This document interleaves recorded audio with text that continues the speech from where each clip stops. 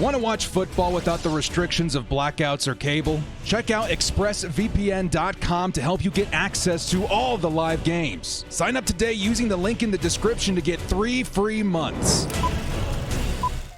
Yo, to Bolt fam, it's the director. Chargers fans, how we holding up, Bolt fam? I know yesterday was tough. It was another tough loss. We're here on another tough Monday episode with the Chargers falling to the San Francisco 49ers yesterday on prime time football. But let me be honest with you guys for just a second here, okay? This loss was actually less worse than I thought it could have turned out to be. I feel like the team did put up a pretty good fight, especially in the first quarter. Second quarter, things fell apart. But honestly, I think the biggest narrative of the Chargers, even after and going into this game, is going to be the health of the team, right? The bottom has fallen out. We are the most injured team in the NFL as of today. They actually keep score of this stuff nowadays. It's called a bust score, banged up score, and the Chargers are listed at the very, very bottom at number 32. And it's a pretty aggressive injury riddled season for the Chargers. If you're a Chargers fan of the last, couple of decades, you are not unfamiliar with the injury curse. It is back this season, and it's absolutely one of the worst I've seen in a very,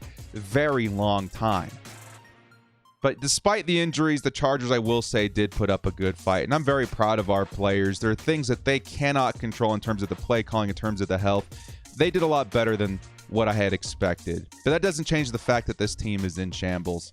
And it feels like the plan as of right now to address the health of the team is to kind of sit on our hands and wait for reinforcements to come via the returning players like Mike Williams, Joey Bosa, et cetera, et cetera. I just don't know if I can live with that anymore. The question is, can we afford to wait any longer? Because in the meantime, we continue to lose even more and more talent every week. The Chargers after this game are down 3 more players that are going to be felt throughout the season. I feel like it's time to do something. Unless you're willing to give up on the season, even at 5-4, you got to go out there and make a shot. Take a shot and take a chance and find a way to fix up these holes. Because right now, we're just watching this wound bleed instead of throwing a bandage on it.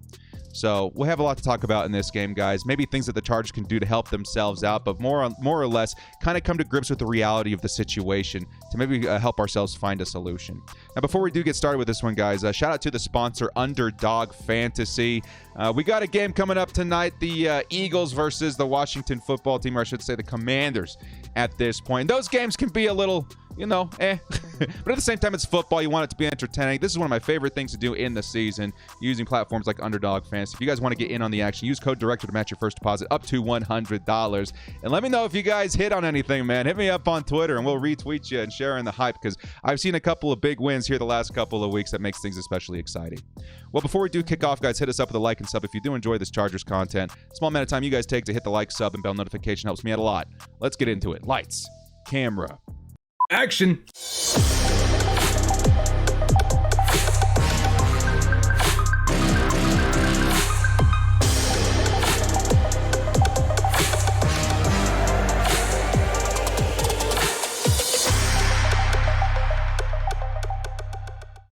The Chargers at 49ers, Week 10 post-game report. I think we're going to title this one The Fallen.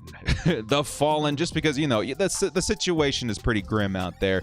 And I feel like that's how I want to kick this video off. Even though it is kind of a downer, it's something that I feel is very important to understand. We've got to come to grips with the reality of the situation that the team is facing right now. So this first topic is called The Fallen, Chapter 10. Well, Director, what about the first 9 chapters? We lived the first 9 chapters and watching this team lose a player almost every quarter since kickoff a couple of months or a couple of weeks ago. I don't know, man. I think the best thing that I can do, almost like a shock to the system, is list the players that the Chargers are missing, because when you see and hear everything together, it does really paint a good picture.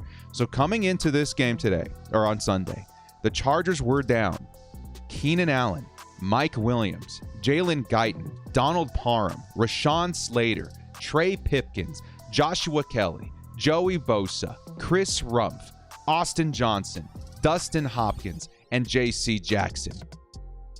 It took me, a full 15, 20 seconds to get through just the list of the names of players.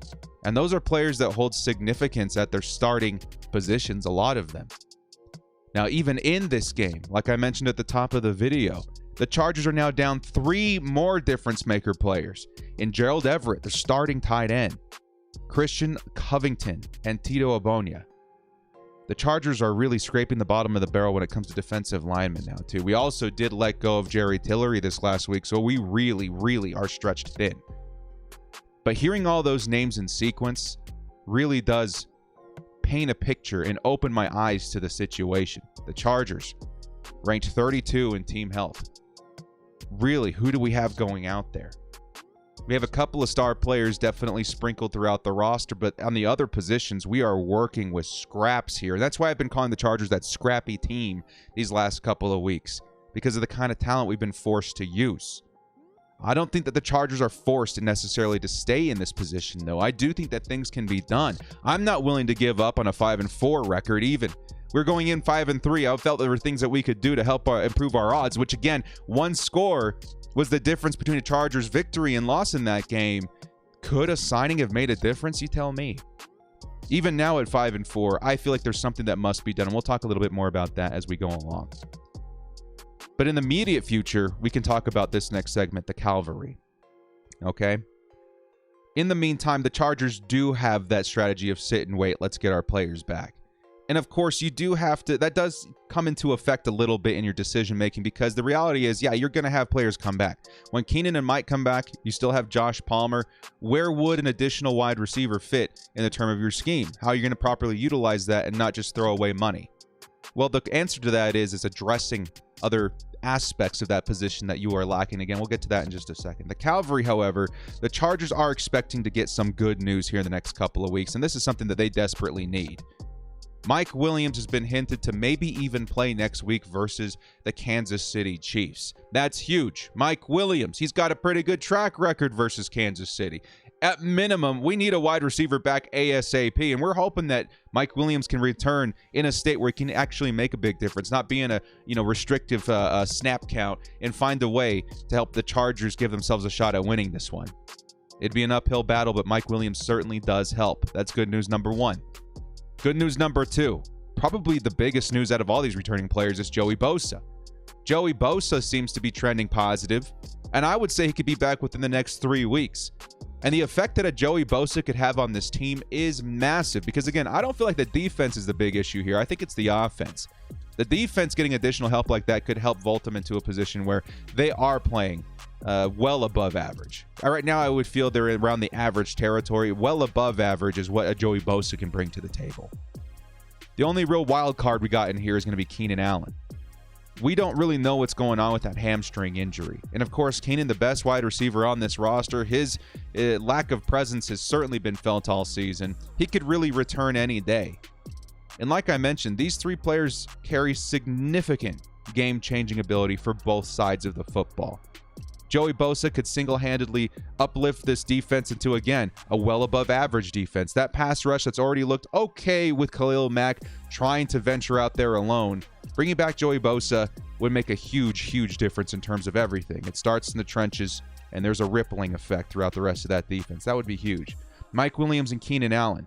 Wide receiver is the biggest problem we have with the offense right now, and it's something that, of course, their return is going to help tremendously. So I guess my point in this statement is the Chargers can get back to that version of themselves that we know has the capability of taking down teams like Kansas City, even Buffalo, if they have these stars back. But without their stars, without any help whatsoever at these positions, I don't know what our chances look like. But as of right now, we do have good news in the terms of we know that these guys should be coming. Outside of Keenan Allen, which is a little bit shaky, we know Mike Williams and Joey Bosa are going to be coming back probably within the next 3 weeks. Mike Williams probably pretty immediate. And that's something to look forward to.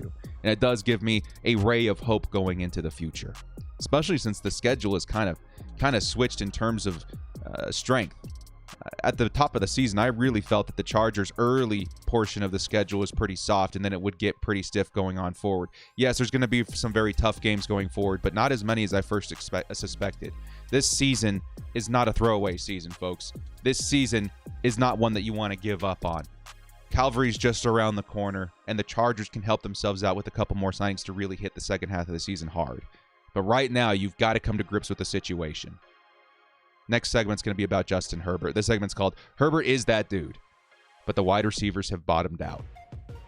Now, one thing that did upset me, and again, I don't really let this stuff get to me too often because I don't feel like someone having an opinion should ever bother me. It's their opinion. It doesn't change mine unless it has a pretty good argument, which I'm open to change. But one argument that I saw a lot yesterday that really did bother me was seeing a lot of slander about Justin Herbert. And I know that other teams, especially fans of other teams, they're going to, point fingers and say stuff like that because Justin Herbert has received a lot of praise these last few years. I get that, but it's because he's a special talent. What's the movie? Somebody says, the only thing people love more than a hero is watching a hero fall. And I think that's kind of the situation that Justin Herbert finds himself in right now. And I don't think it's at any fault of Justin Herbert at all. I strongly disagree that Herbert is the issue. If Herbert is the issue, then we'd be talking a lot of very differently about these situations with the wide receivers, the defense, everything. If quarterback is your issue, quarterback is the thing that you need to change. Do we want to change our quarterback situation? Absolutely not. Justin Herbert, despite everything, has been playing extremely, extremely impressively. Right now, it feels like he's that Ferrari sitting in the poverty garage. And it's because of the situation around him. I saw several spectacular throws and plays by Justin Herbert, and I literally cannot believe that any other quarterback in the league would have performed better under the circumstances. You take Tom Brady, Aaron Rodgers, some of the newer quarterbacks like Lamar Jackson, Patrick Mahomes, and you put them in this situation, I have a hard time believing that they would be able to overcome the San Francisco 49ers, who are a very good team. And no, this isn't in the era of making excuses. That's a big thing I've seen on Twitter a lot lately, too. We're just making excuses. We're able to live with this team and the things that they're doing wrong. I don't think it's about that at all. I think it's about pinpointing the real problems here, because there are things that need to be fixed, and accountability definitely exists in this situation to a maximum degree. But is it on the players? I don't think so at all. And I went back and looked at very many of the incompletions for Justin Herbert, and I'll tell you that it's not Justin Herbert's fault at all. There's literally nobody open. The Niners are already a really good defense, but with the Chargers wide receivers that they're working with, what is Justin Herbert expected to do? Test double, triple coverage every play? Josh Palmer, he was blanketed quite a bit on Sunday. Michael Bandy just really couldn't create any space for himself. And Justin Herbert, bless his heart, doing everything he can to try and keep drives alive. He's scrambling. He's stepping up. He's trying to buy time. Nothing is developing, and that's why we're seeing so many short passes. Sure, a lot of that does stem from the Lombardi offense that's designed around short passes, but Justin Herbert literally has nothing available to him in the intermediate and deep part of the field. And what's even more frustrating is the lack of effort from the receivers to make themselves available. And no, I'm not talking about, beating their coverage. That's your vanilla response to, they just can't beat their coverage. They're not that good of a wide receiver. No, it's the things that you can do even after the fact. I'm talking about Justin Herbert scrambling and seeing receivers kind of standing around downfield because they've ran their route. With Justin Herbert trying to buy time, I think it's the receivers' awareness and job to try and run themselves open, get themselves so open however they can, because they're just putting their quarterback in a really tough spot where he's looking for people available and they're just standing in the same place covered. What's he supposed to what were we expecting him to do in those situations? That's not on him. And if it were a Mike Williams, a Keenan Allen, I feel like that situation would look a lot different. We need our playmakers back badly. And you know what? We need speed badly. Herbert feels like a bazooka duct taped to a BB gun, doesn't he not? And right now we're only using the BB gun part. And it's because there's literally no one on the roster that can utilize his big arm in terms of that speed that we mentioned. Herbert is among the best quarterbacks in the league. And he's being held back by a lack of talent around him right now, which is insane to say because at the top of the season, nobody was thinking wide receiver would be a big issue. Mike Williams, Keenan Allen, that's a heck of a duo. Josh Palmer, he's developing, and he looks pretty dang good. But at this point, losing four of your starting 5 wide receivers, that's pretty dang bad. And it's something you're going to have to address. So is Justin Herbert the problem? Absolutely not. And I'll fight people on that one. Justin Herbert is so far away from the problem, it's hilarious. We got to help his situation around him, though. Next up, I did want to tip my hat to Khalil Mack. Khalil Mack continues his strong Bolts debut season. And in this game especially, it really showed that despite his situation, I know he's coming from the Chicago Bears, who have seen their struggles the past several seasons. I know that the Raiders weren't anything too special in his time there as well. And coming to the Chargers, especially with all the high hopes, it's really tough to see what the season's turned into. But despite all of that, Khalil Mack is still hungry, and he's going out there and he's making some big plays. And I'll kind of open this statement by saying his run defending ability was absolutely on display this game too. The Niners is one of the better run, operated teams in the NFL in terms of their run game. And Khalil Mack went in there and he really disrupted things. There were several plays where 52 came in screaming for a big stop. And that's huge. And that's likely a big reason why we signed him, I would imagine. That's a very underrated trait, and that's one that I wanted to push into the limelight early in talking about Khalil Mack. But outside of that, man, his presence was felt all night. Constant pressure.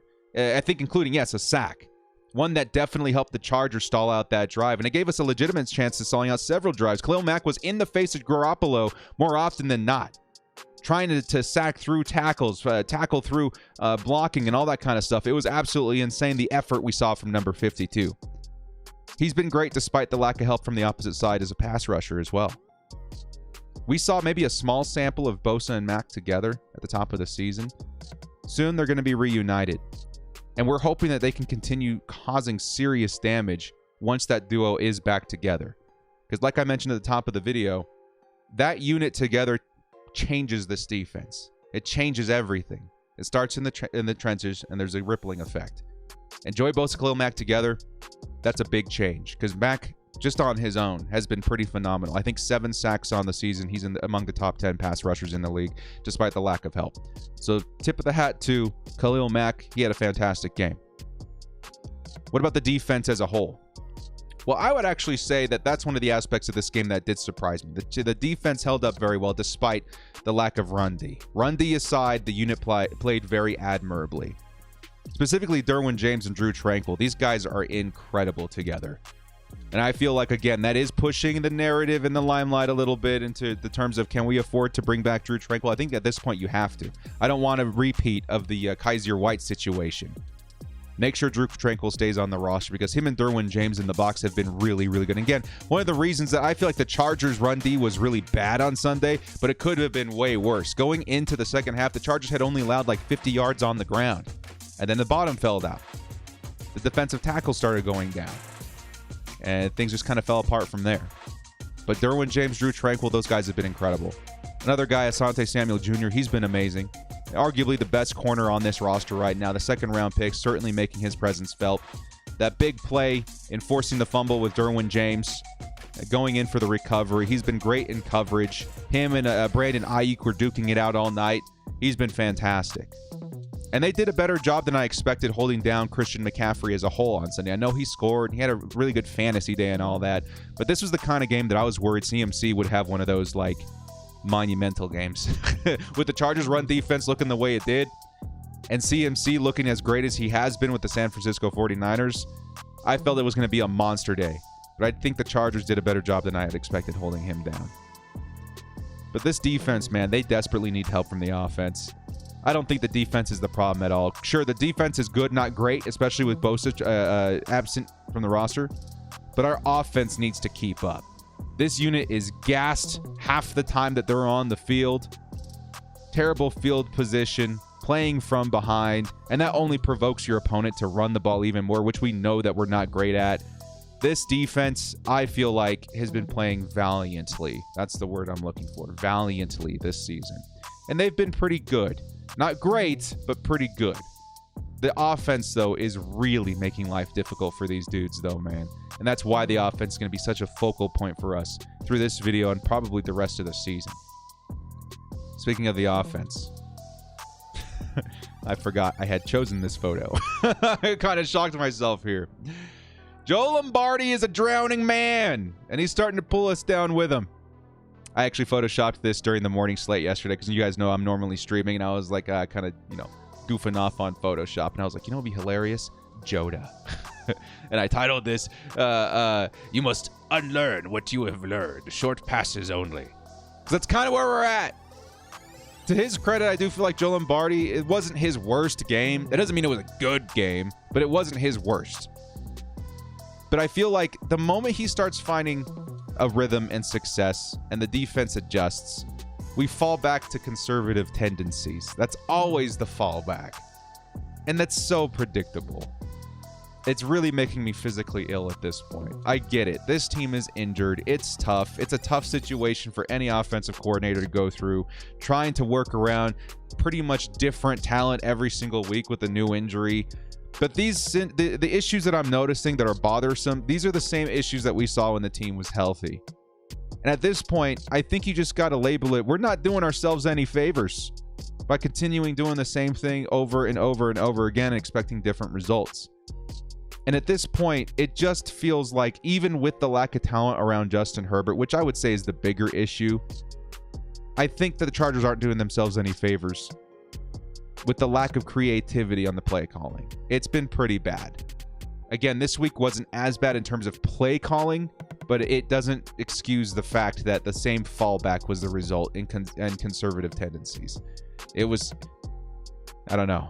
Same story, different day. And that's why I continue to say that I think Joe Lombardi's on the hot seat, and I am actually all about a change at OC. So there's your Joda still for the day. Next up, all eyes on Tom. And this is actually a very important segment, probably the most important segment of this video, to kind of get across my concerns for this team. Yes, I'm looking for a change at offensive coordinator. I'm on the idea of a change of head coach with the whole Sean Payton situation, but that's complicated. But yes, I'm for sure on the change for an offensive coordinator. But right now, my attention is starting to shift to Tom Telesco a little bit. Not in terms of again, I'm always very cautious of trying to shift blame or put blame on something just to make myself feel better. I try to stop and think about things before actually saying it, especially here on the channel. And now that I've stopped and thought about it and thought about the situation, I'm ready to maybe not declare, but start talking about the Tom Telesco situation a little bit. This team is really sinking fast. And I feel like instead of bailing water, we're sitting on our hands. That's the biggest thing that I think in the Tom Telesco era that makes me impatient, is the sitting on our hands. And we do that a lot. This last offseason was pretty uncharacteristic in the terms of our signings. But when we're in the middle of it, man, we're in the middle of this crap, we're still sitting on our hands. I feel like at this point, as a GM of the Chargers, the most injured team in the league, minimum signings are now mandatory at this point. And notice how I use the word minimum. I'm not asking for Odell Beckham Jr. As cool as that would be and as big of a help as that would be for this Chargers team right now, I don't think that's what's mandatory. What's mandatory is a cheap, fast wide receiver that can stretch the field. Give me John Ross on a veteran minimum contract. The fastest man to ever run the 40 at the combine. Get him on this team. Even if it doesn't work out, you're talking about pennies on the dollar in comparison to the rest of the cap for the Chargers. And I think it's an experiment worth trying out. Ross is just floating around in free agent space right now. Why not try it out? Because yes, if we do get Mike Williams and Keenan Allen back, what is going to be John Ross's role with this team? Duh. It's your speed option. The guy that stretches the field. Even with your starting 3 wide receivers on the roster, we're still lacking that speed. And getting the fastest guy in combine history, that's a good place to start. I'm going to see a lot of comments saying, well, John Ross, his hands suck, he sucks, blah, blah, blah, blah. I get it. But we're talking about pennies on the dollar and adding an element that this team desperately needs. If it doesn't work out, it's not going to hurt you all that much. And even if it does work out and we do get our wide receivers back, there's still a role for a speed wideout on this team. Now, what about defensive tackles, of which we lost another few this week? We lost Austin Johnson last week.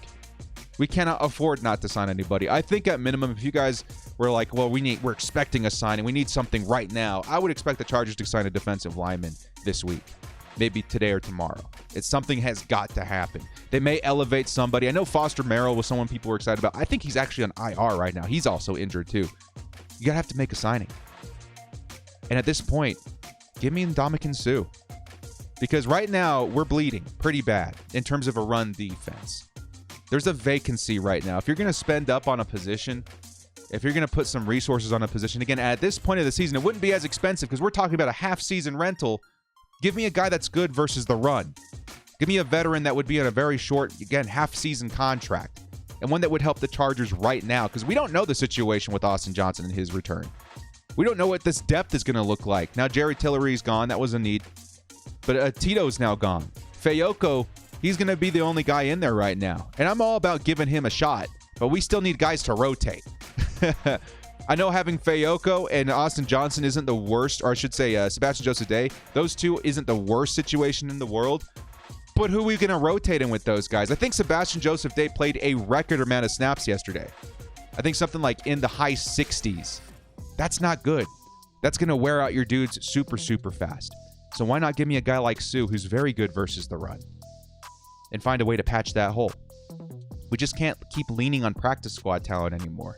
That's the biggest thing that we see every time we're in this pickle, in this situation. We just see another practice squad guy brought up. We got to sign somebody that carries the traits that this team is lacking. Because if every day that we don't, it's hurting our team, our players. The quarterback of our defense, Derwin James, having to defend that run and put him in that situation all the time, that's hurting what he can do with other aspects of his talent in terms of coverage, in terms of pass rush. We want to keep him available for those things. The actual quarterback of our offense, it's hurting him tremendously, not having the options at wide receiver to pass to.